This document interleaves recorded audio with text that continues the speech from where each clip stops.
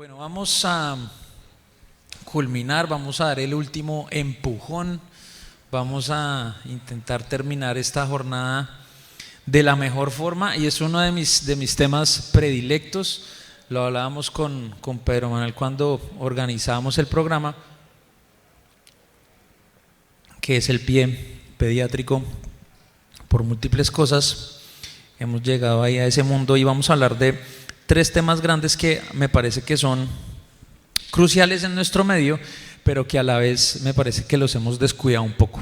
Vamos a empezar con el pie en la trisomía 21, porque ya ustedes saben que los pacientes con síndrome de Down pues son todo un compendio de la ortopedia, ¿no? Si uno empieza desde caudal a cefálico, o como ustedes quieran, de cefálico a caudal, pues tienen problemas potencialmente en todos los segmentos. Tal vez el que menos tenemos en mente, porque no es el más evidente, son los problemas en la unión cráneo-cervical, que son los más delicados, pero uno de los más olvidados, pero que a su vez es el más frecuente, son las condiciones de los pies, porque es que necesitamos una palanca firme, lo suficientemente flexible, pero firme para que permita una adecuada función. Entonces me parece que es un tema absolutamente clave. Un repaso, pues recordemos que John Down fue el que describió inicialmente este grupo de pacientes. En ese momento pues no había otra forma de referirse a ellos como idiotas. Eso afortunadamente en nuestro tiempo es una cosa absolutamente impensable. Ya sabemos que son una población absolutamente valiosa y eso es un término absolutamente peyorativo. Pasó por el término de mongólicos, que también es hoy un concepto que está completamente reevaluado y que definitivamente no se debe usar. Son pacientes con trisomía 21, ya casi ni siquiera en muchos medios se usa ese concepto de que sean pacientes sindrómicos. Definitivamente fue el doctor Lujan que por 5 días le ganó en su descripción a una doctora escocesa, que finalmente la historia como que tuvo una cierta revancha, porque la doctora Jones escocesa después describió la alteración cromosómica característica del síndrome de Klinefelter. Entonces digamos que no se quedó con las manos vacías, él la describió como con 5 días de antelación. Y pues es la alteración cromosómica más frecuente dentro de lo poco frecuente que pueden ser, pero se puede considerar que es hasta, dependiendo de la localización, hasta de 1 en 660 de nacidos vivos. Aunque se está reevaluando todo el tiempo, generalmente lo asocian directamente con la edad de la madre, y hay muchos métodos para poder tamizar, para poder encontrar, hacer un diagnóstico temprano. Generalmente no son condiciones incompatibles con la vida, y esto tiene toda una discusión, porque curiosamente este señor hasta sus últimos días fue un activista muy importante pro vida. Y entonces eso plantea otro tipo de discusiones que no vamos a profundizar en este momento, pero con el tiempo han tenido una mejor expectativa de vida, especialmente por el avance en el tratamiento de sus alteraciones cardíacas.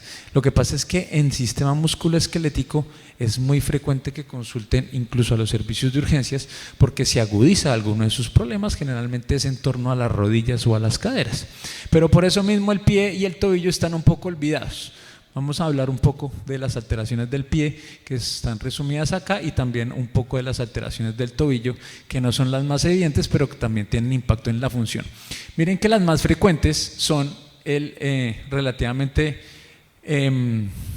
pues evidentes. El pie plano, ¿sí? El pie plano es tal vez la más frecuente y la que más compromete la función. También tienen más alus valgus comparado con la población en general, también tienen más clinodactilia y más sindactilia comparado con la población general, y que es una que a mí me parece muy curiosa y que la veo incluso en pacientes que no son sindromáticos, que es el famosísimo pie en sandalia, que es el aumento del primer espacio interdigital del pie. Estos pacientes pues tienen una cantidad de condiciones que hoy todavía no sabemos muy bien cuál sea el verdadero impacto en su funcionalidad, pero de que lo hay, lo hay. No sabemos muy bien cómo es la historia natural, pero estos pacientes pues tienen una laxitud ligamentaria de base, con una alteración en esos mecanismos de integración sensorial y motora, que es muy probablemente lo que explica que tengan esa alteración en el equilibrio. pero además tienen una tendencia muy importante a la obesidad. Entonces eso tiene un impacto tanto funcional como en su calidad de vida, como en la expectativa de vida. Entonces estos pacientes necesitan tener pues un enfoque multidisciplinario muy importante, y es que hoy todavía no tenemos claro, como les digo, cómo es esa historia natural, pero muy probablemente lo que vamos a ver en casi todos es que hay un empeoramiento con el paso del tiempo, o sea que hay una condición allí progresiva que definitivamente muy probablemente es porque son, en cuanto a los pies, que es el tema que nos reúne hoy, son más cortos y más angostos, y muy probablemente al tener esas palancas alteradas y esos pies con esas características, pues funcionan de forma inadecuada. Todos están familiarizados con el concepto de enfermedad de brazo de palanca, y esas enfermedades de brazo de palanca pues hace que haya un impacto en la funcionalidad, ¿no? Entonces no es solo esa mecánica, sino que esa anatomía, muy probablemente todos esos arcos complejos que forman el pie también están alterados. El pie plano, como les digo, es la más frecuente. Se podría decir que casi todos los pacientes tienen pie plano. Entonces eso no solo produce más síntomas molestos, sino que pues evidentemente en la forma de desplazarse el paciente pues suele ser una queja frecuente de los padres, ¿no? Tienen una marcha en proyección externa muy marcada, que es lo que la llaman el andar chaplinesco, ¿sí? Una rotación externa muy marcada, y pues da la impresión de que tuvieran mucha más inestabilidad. Entonces esa área de contacto es mucho mayor en el medio pie, normal en el antepié, menor en el antepié y muy normal en el retropié. Es raro que las radiografías nos muestren la verdadera alteración anatómica, entonces generalmente lo clave es la evaluación clínica. Cualquier prueba que nos ayude a evaluar que la articulación subtalar sea móvil, ¿sí? La que ustedes quieran, complementado con idealmente una podoscopia que nos permita clasificar el paciente en qué tan marcado es el colapso de su arco longitudinal interno. Para intentar medir esto, hay muchas formas geométricas de evaluar qué tan plano es el pie. De pronto en investigación los que más se usan son el índice de arco y el índice de Staeli. En cualquier caso, pues mientras menor sea el índice, es menos comprometido el arco longitudinal interno. El índice de arco se divide la huella en 3 tercios. El tercio del medio pie se mide y eso se divide sobre la suma de los 3 arcos, y ese nos da el índice de arco, que se interpreta de esta forma. Entonces lo que han mostrado los estudios es que, pues, dicho sea de paso, son pocos estudios, porque insisto que es un tema como poco evaluado. Independiente de la forma de cómo se mida esa geometría de la huella plantar, lo que encuentran es que la inmensa mayoría tienen pie plano por nada.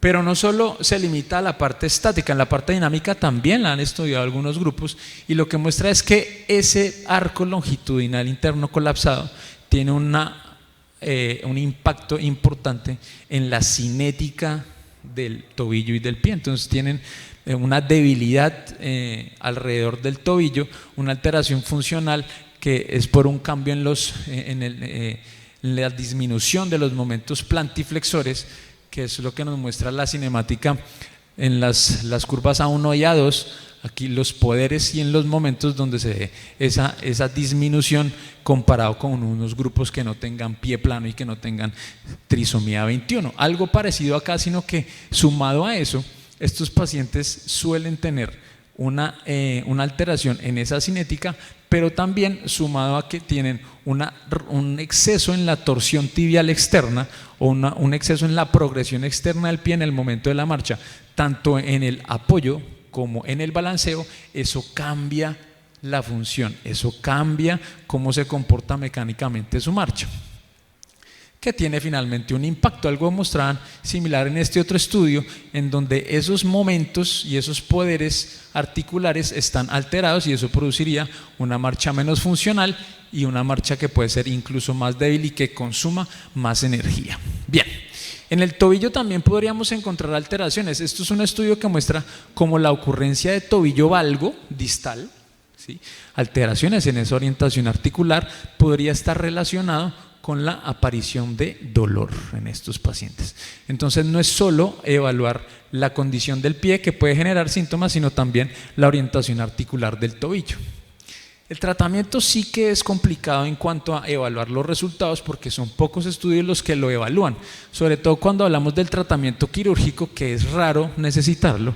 Estaría indicado en pacientes con una alteración muy severa que no tengan respuesta adecuada al tratamiento conservador, pero el problema es que no sabemos muy bien en cuanto al seguimiento y en cuanto a la aparición nueva de deformidades en estos pacientes. En términos generales, lo que necesitamos es un tratamiento muy conservador que nos ayude a controlar el dolor y idealmente necesitamos ortesis y evaluar el impacto, ¿no? Entonces, en este estudio que me pareció interesante, donde evaluaban el uso de ortesis supramaleolares, encuentran que no solo les mejora su estabilidad, sino que les ayuda a mejorar en sus habilidades motoras gruesas.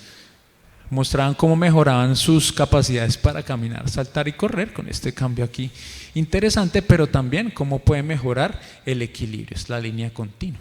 Entonces el uso de ortesis puede tener un papel importante en el control de estos síntomas. También ciertas modalidades de fisioterapia pueden mejorar los parámetros espaciales de la marcha, y eso pues estaría en relación con una mejoría funcional de su capacidad de desplazamiento. Muy bien, eso en cuanto al pie plano. El metatarso primovaro o metatarso auto es relativamente poco frecuente en la población en general, pero dicen que es una de las más características del síndrome de Down, aunque no está casi descrito. Suele tener muy buena respuesta con un tratamiento conservador, pero algunas veces es necesario usar manipulaciones que pueden ser caseras, algunas veces manipulaciones con yesos y rara vez un procedimiento quirúrgico.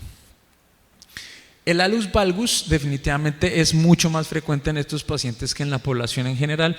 Muchos de ellos aparecen con el paso del tiempo en mayores de 10 años y a veces está asociado o a pie plano o a metatarso primovaro, pero también puede estar aislado. Cuando es muy marcada la deformidad y cuando son sintomáticos, pues se necesitan tratamientos digamos, habituales para el tratamiento del hallux valgus juvenil. En realidad no sabemos muy bien ni cómo funcionan las fisiodesis, pues además que no sabemos cómo funcionan las osteotomías reorientadoras, pero generalmente son necesarias cuando los síntomas son muy marcados, y es que no sabemos cómo avanzan y qué tan frecuente sea la recidiva. En el grueso artejo seguimos y puede ser que también nos encontremos con hallux varus.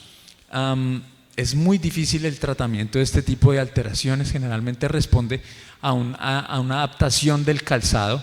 Es más frecuente en estos pacientes que tienen el pie en sandalia, como les decía, cuando tienen ese aumento del primer espacio. No solo tienen mayor probabilidad de tener hallux varus, sino también mayor probabilidad de tener hallux valgus. Entonces la importancia de detectar ese pie en sandalia, porque es más frecuente estas alteraciones en el grueso artejo. Aquí se ve como característico ese aumento en el primer espacio interdigital. Bien, también tienen sindactilias. Estas sindactilias en realidad casi siempre son asintomáticas y no producen mayor problema. Parece ser más bien como un problema estético.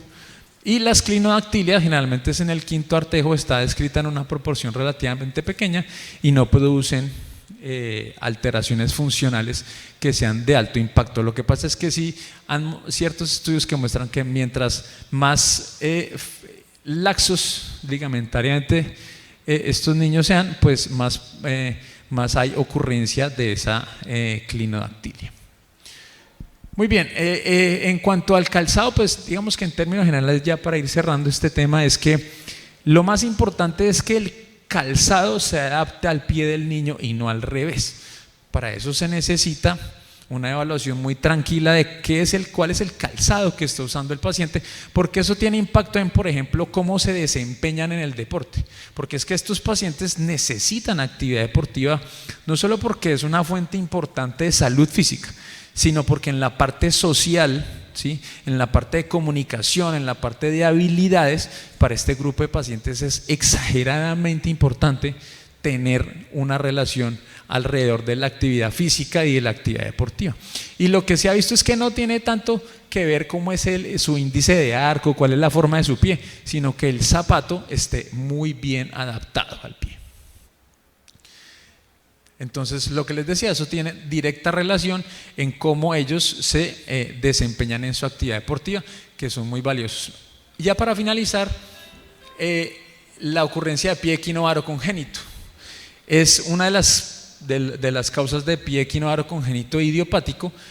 Hay pocas series que nos muestran qué tan importante es. En esta serie, que es relativamente viejita, nos muestran que son resultados muy difíciles con el tratamiento conservador. Este es un paciente de nuestra clínica de método Ponseti en el Hospital Infantil Universitario de San José, y logramos con un método Ponseti, con el protocolo habitual, una corrección de todas las deformidades, esto antes de la tenotomía, y como después de hacer la tenotomía y retirar el yeso, pues tenemos una corrección de todas las deformidades, y en este momento pues este paciente está en seguimiento sin recidiva. Entonces se comportó como habitualmente, y estos resultados pues avalan eso mismo. Aunque solo de esta serie solo había un paciente, lo que encuentran es que se comporta relativamente similar a todos los otros pies sindromáticos. Se corrige la inmensa mayoría, pero tienen más riesgo de recidiva, necesitan más yesos, son un poquito más rígidos estos pies, pero responden al tratamiento conservador. Ya ahorita vamos a hablar un poquito de método Ponseti, pero pues tiene esa particularidad, ¿no? Pero este es el tratamiento de primera línea. Entonces, hay muchas alteraciones en los pacientes con trisomía 21, pero las más frecuentes son las de los pies. Afortunadamente son las más benignas. Hay que darle la importancia, ojalá estudiemos más estos pacientes con estas alteraciones para evaluar específicamente su impacto en la calidad de vida. Muchísimas gracias.